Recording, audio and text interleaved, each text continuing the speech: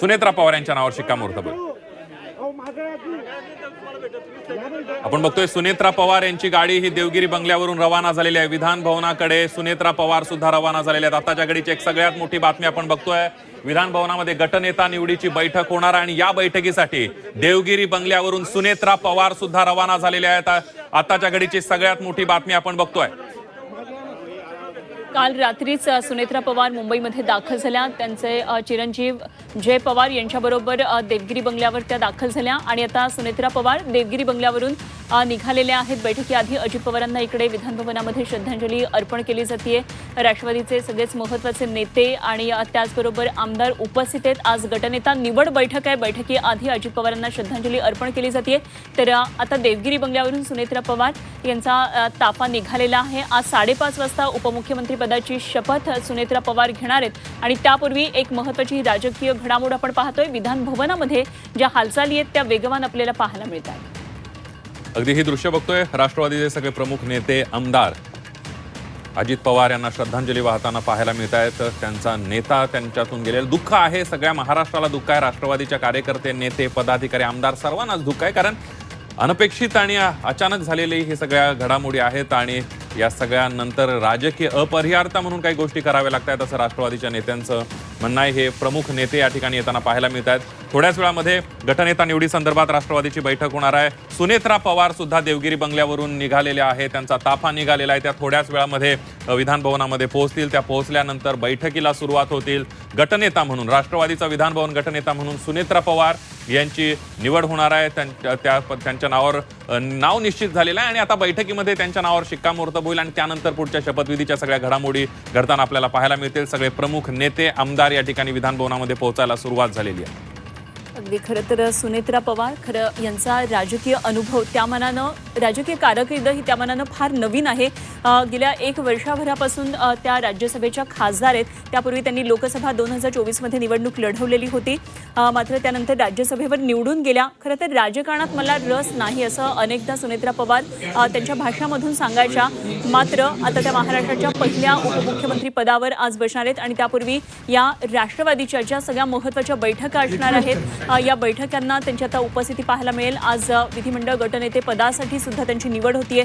राष्ट्रीय अध्यक्षपद सुद्धा त्यांच्याकडे असणार आहे आणि खऱ्या अर्थानं अजित पवार यांचा राजकीय वारसदार म्हणून त्यांच्याकडे आजपासून पुढे पाहिलं जाणार आहे. उस्मानाबाद जिल्ह्यात जन्मलेल्या सुनेत्रा पवार 38 वर्षांचा अजित पवार यांच्याबरोबरचा सहजीवन होतं. राजकारणातले अनेक चढउतार खरं तर दादांच्या राजकारणाचे त्यांनी पाहिलेले होते. मात्र आता खऱ्या अर्थानं एका वेगळ्या राजकारणामध्ये त्या आपल्याला ॲक्टिव्ह राहिलेल्या पाहायला मिळणार आहेत. तर प्रत्यक्ष राजकारणात सुनेत्रा पवार यांचा अनुभव जरी कमी असला तरी आता राज्याच्या राजकारणामध्ये कशी नेमकी भूमिका त्या पार पाडतात अर्थातच याकडे सगळ्यांचंच लक्ष असणार आहे.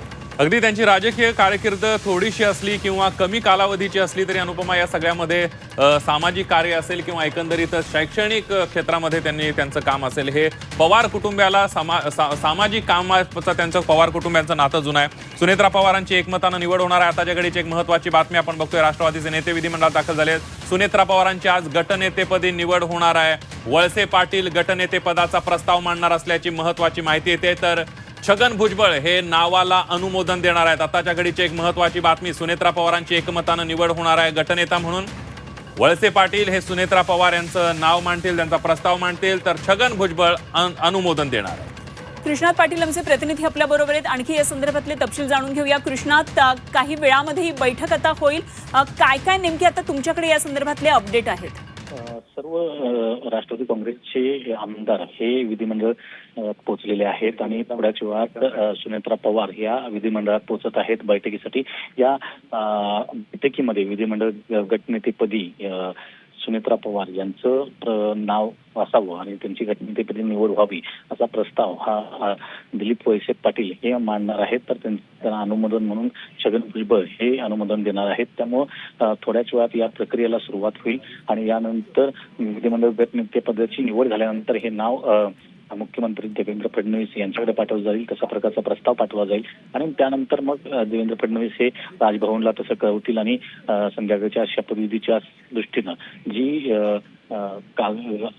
ऑफिशियल किंवा म्हणता येईल प्रशासकीय कामकाजाचा जो भाग समजला जातो किंवा जे नियम समजले जातात त्यानुसार तयारीला सुरुवात होईल.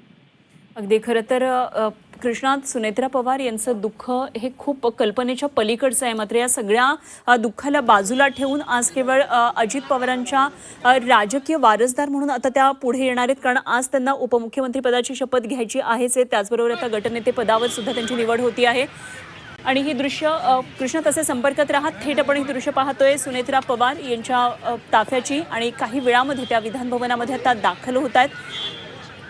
सगळ्यांना सध्या प्रतीक्षा आहे ती सुनेत्रा पवार यांची, आणि काही वेळामध्ये अगदी काही मिनिटांमध्ये विधान भवनामध्ये गटनेता निवडची जी बैठक आहे या बैठकीसाठी त्या उपस्थित होतात.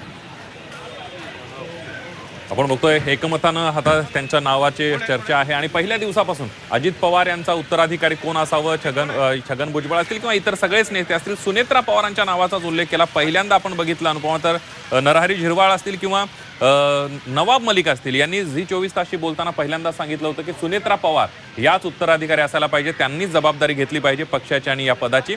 आणि त्याच अनुषंगानं सगळ्या राष्ट्रवादीच्या आमदारांच्या प्रमुख नेत्यांच्या सुद्धा भूमिका येत गेल्या, प्रतिक्रिया येत गेल्या आणि सुनेत्रा पवारांची आता एकमतानं निवड होणार असल्याची माहिती समोर आलेली आहे. दिलीप वळसे पाटील हे त्यांच्या नावाचा प्रस्ताव मांडतील, तर यांच्या नावाला छगन भुजबळ हे अनुमोदन देणार आहेत. आपण बघतोय काही प्रमुख नेते या ठिकाणी येताना पाहायला मिळत आहेत, आमदार त्या ठिकाणी पोहोचताना पाहायला मिळत आहेत. थोड्याच वेळामध्ये आता सुनेत्रा पवार सुद्धा आता पोहोचतील आणि सुनेत्रा पवार यांना घेण्यासाठी त्या ठिकाणी रुपाली चाकणकर या ठिकाणी विधिमंडळाच्या पायऱ्यांवर आपल्याला पाहायला मिळत आहेत. काही मिनिटांमध्ये सुनेत्रा पवार या त्या ठिकाणी पोहोचतील. देवगिरी बंगल्यावरून सुनेत्रा पवार यांचा ताफा निघालेला आहे आणि त्या बैठकीला उपस्थित राहतील. राष्ट्रवादीची विधान भवनामध्ये बैठक होते, गटनेता निवडी संदर्भातली बैठक होते. शपथविधी आजच होणार असल्याचं राष्ट्रवादीचे काही नेते सांगतायत. काय पडद्यामागे घडलं या सुद्धा घडामोडी अतिशय महत्त्वाच्या आहेत.